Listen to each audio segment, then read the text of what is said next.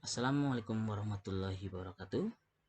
Perkenalkan, nama saya Yuda Pamungkas, NEM 28920500102, Prodi Manajemen, Fakultas Ekonomi dan Bisnis, dosen Ibu Iis Dewi Hermawati SEKMAK. Ya, di sini saya akan menerangkan tentang PPh pasal 21 pengertian tarif dan cara penghitungannya. PPh pasal 21 sering dibebankan kepada mereka yang memiliki penghasilan dan aktivitas usahanya atau dari profesinya di Indonesia. Pajak ini dibebankan kepada penghasilan yang didapatkan dari karyawan pada seluruh perusahaan. Hal tersebut agar setiap penghasilan yang diterima masuk ke dalam negara. Pajak bersifat mengikat dan memakan, oleh sebab itu pemerintah itu sendiri memberikan yang memperoleh gaji, penghasilan, tunjangan honorer, serta uang jasa agar negara memperoleh pemasukan. Apa itu pasal 21? PPh pasal 21 merupakan pajak yang diatur oleh pemerintah kepada setiap karyawan atau buruh yang memperoleh penghasilan dari pekerjaan yang dilakukannya. Pajak penghasilan diatur dalam pasal 21 tentang perpajakan penghasilan. Tidak hanya sebatas karyawan, seseorang yang mengikuti aktivitas kegiatan perlombaan, kepanitiaan, dan peserta rapat, serta mendapatkan honorer atas kegiatannya tersebut, turut serta potongan pajak dengan PPh pasal 21. Wajib pajak yang dikategorikan ke dalam yaitu meliputi pegawai, penerima uang, pasangan pensiun JHT, dan ahli warisnya, serta profesi yang memberikan jasa seperti dokter, guru, pengacara, akuntan, notaris, konsultan, dan akutaris. Dasar hukum PPh 21. Penganaan PPh pasal 21 berdasarkan kepada peraturan pemerintah dari Direktur Jenderal Pajak yang bernomor per 32-PJ-2015 yang mengatur tentang pembebanan penghasilan kena pajak atas semua profesi yang dilakukannya. Undang-Undang Nomor 36 Tahun 2008 dan undang-undang lainnya yang mengatur tentang pajak penghasilan yang harus dibebankan kepada setiap warga negara Indonesia yang memiliki penghasilan atau profesinya. Dasar hukum yang mengatur PPh pasal 21 ini meliputi perkuatan dengan adanya keputusan materi penganaan hukum penghasilan yang wajib dipotong pajak. Besar tarif PPh 21.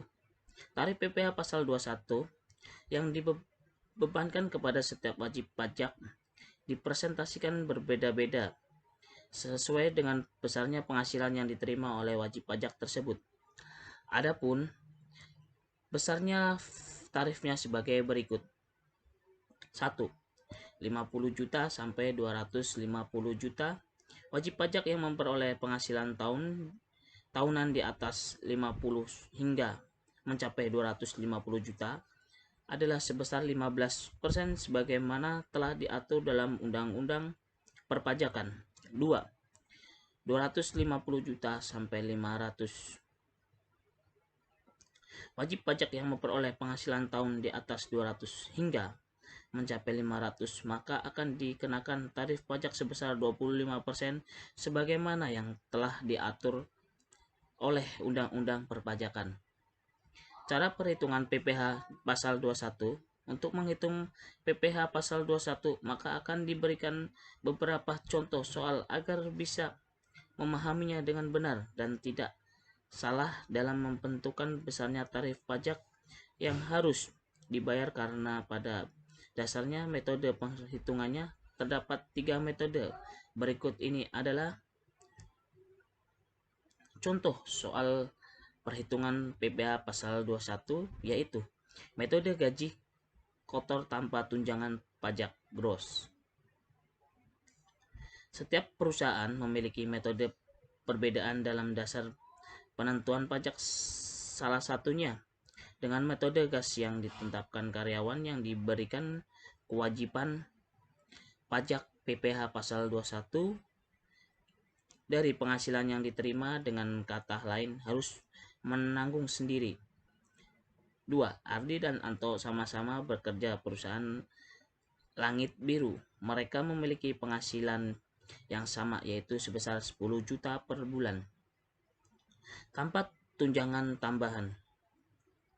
Ardi dan Anto sama-sama diharuskan membayar iuran pensiun sebesar 500.000 per bulan yang langsung dipotong dari gaji.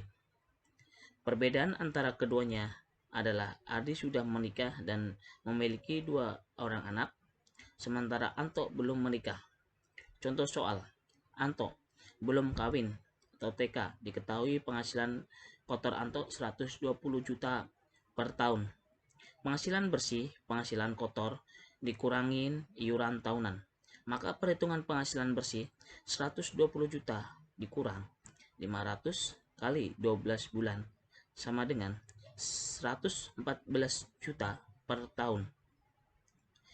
PKT TK 54 juta per tahun. Penghasilan kena pajak, penghasilan bersih PKT KP, penghasilan kena pajak sama dengan 114 juta dikurang 54 juta sama dengan 60 juta. Tarif PPh pasal 21, penghasilan 63 juta adalah 15% dengan rincian 5% kali 550 sama dengan 2,5 juta. 15% kali 10 sama dengan 1,5 juta. Total pajak penghasilan adalah 2,5 juta ditambah 1,95 juta sama dengan 4 juta per tahun atau 333 per bulan. Soal kedua. Ardi status kawin dengan 2 anak. Ardi status kawin dengan 2 anak. Diketahui penghasilan kotor Ardi 120 juta per tahun. Penghasilan bersih, penghasilan kotor dikurang iuran tahunan. Perhitungan penghasilan bersih 120 juta dikurang 500 dikali 12 bulan sama dengan 114 juta. PKTKP K2 67,5 juta per tahun. Penghasilan kena pajak penghasilan bersih dikurang PTKKP. Penghasilan kena pajak 114 juta dikurang 67.500 sama dengan 46,5 juta. Tarif PPh pasal 21 untuk penghasilan 46,5 juta adalah 5% rinciannya. Pajak penghasilan kena pajak kali tarif PPh 21. Pajak penghasilan 46,500 dikali 5% sama dengan 2,2.325.000 per tahun atau 193,75 per bulan. Dari kedua contoh di atas dapat diketahui bahwa terdapat perbedaan antara besar pembayaran pajak yang harus dibayar oleh Ardi dan Anto karena memiliki perbedaan status pernikahan. Dengan demikian, cara perhitungan penghasilan kena pajak pun akan berbeda sesuai dengan ketentuan yang telah ditetapkan. Berdasarkan contoh soal sebelumnya diketahui gaji bruto Ardi 10 juta, gaji bruto Anto 10 juta. Tunjangan pajak Ardi 2.325.000, tunjangan pajak Anto 4 juta. Gaji kotor yang diperoleh Ardi, gaji pokok ditambah tunjangan pajak 10 juta ditambah 2.325.000 sama dengan 12.325.000. Gaji kotor Anto, gaji pokok ditambah tunjangan pajak 10 juta ditambah 4 juta sama dengan 14 juta.